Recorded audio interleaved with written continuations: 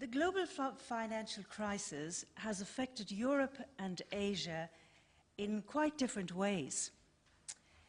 In Europe, the banking sector was the transmission channel through which the financial problems originating in the United States passed to Europe. In Asia, the transmission channel was trade.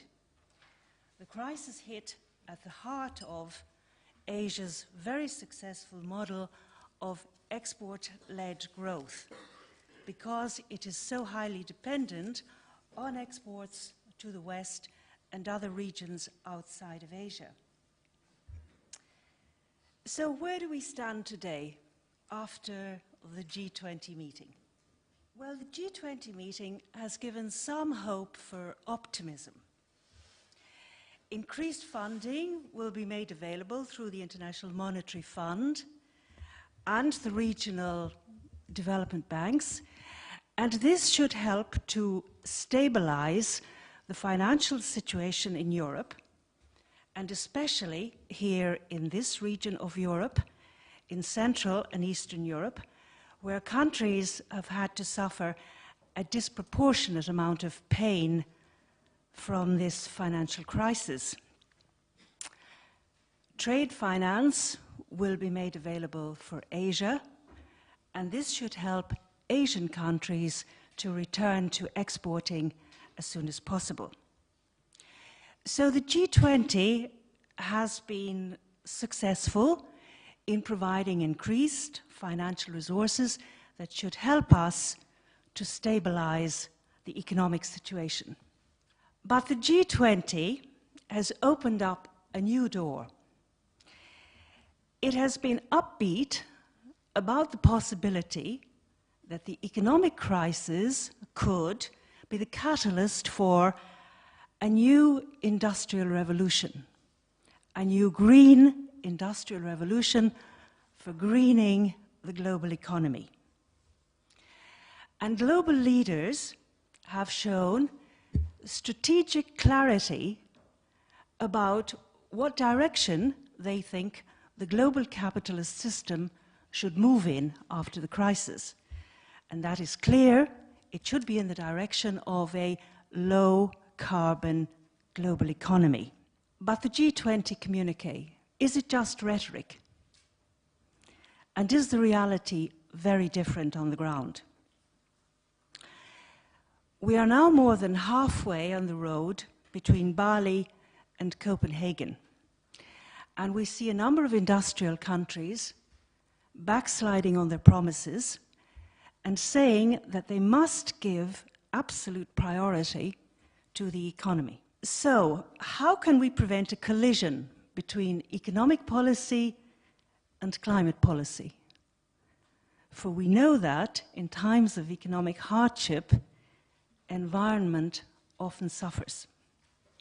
So let me propose a few points for innovative thinking about how Asia and Europe could work together in this area. First point, Europe and Asia have developed regional integration mechanisms and can take regional collective action. It is very difficult to get one big global agreement on climate policy. Kyoto 1 failed because the United States remained outside.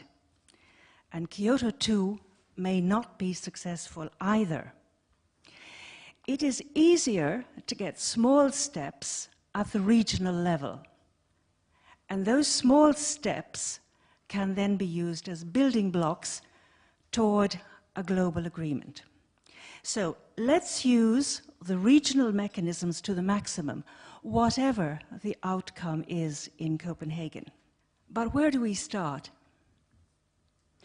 Well, I propose to start by linking climate policy with energy security. Why? Because what Asia and Europe need to do for climate change is exactly what we need to do for energy security. We need to increase energy efficiency in virtually all sectors of the economy: transport, agriculture, residential, real estate, the power sector, etc. both Europe and Asia are highly dependent on imports of oil and gas from sources outside of our two regions. And that is a major source of energy insecurity. So unless we can make a strategic shift away from fossil fuels, we will not be able to increase our energy security. So for all of us, it's in our own self-interest to invest in greater energy efficiency, and that will be good for climate change. But how to do this? Well, we must work together to make clean technologies available and as widely diffused as possible. That will have a great impact. Take, for example, coal. We know that coal is going to continue to be a major source of energy for many countries for many years to come. But we can ensure that the most modern technology for burning of coal can be used, and that would reduce carbon emissions. New technologies are not enough, as the previous speaker said. We also need to create a new infrastructure, and that infrastructure is needed to absorb the new technologies. So we need a new green infrastructure to introduce new systems of transport, new systems of electricity, etc. And we could reduce the cost of building this infrastructure if we build it at a regional level by getting economies of scale. And at a regional level, we will also need harmonization of standards at regional level. But this is where our regional mechanisms can come and help us.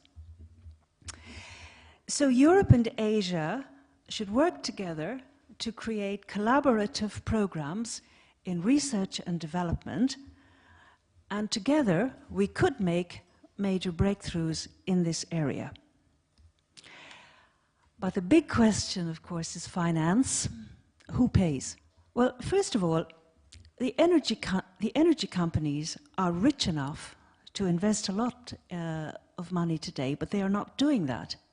And the question is, why are they not doing it? That needs to be addressed. But a second issue, which is directly related to the financial crisis, and that is that the present crisis has opened up a window of opportunity for new financial possibilities. Now, how will this work?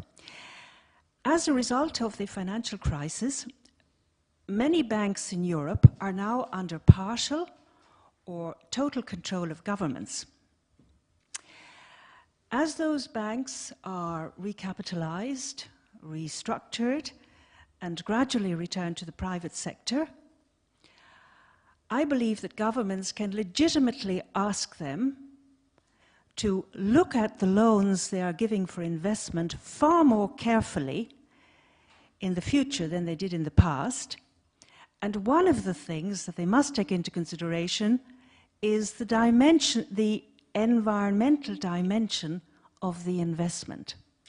Now, that would be a way to ensure that investments are wise and that investments will minimize the risks from global climate change.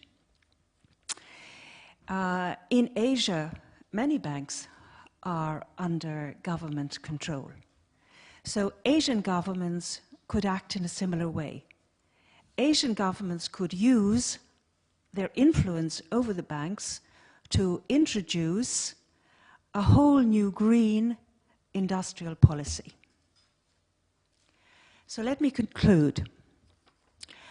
The future for our economy and the future for our climate is uncertain, but we must take action today on the basis of our best knowledge and our shared knowledge and our consultation.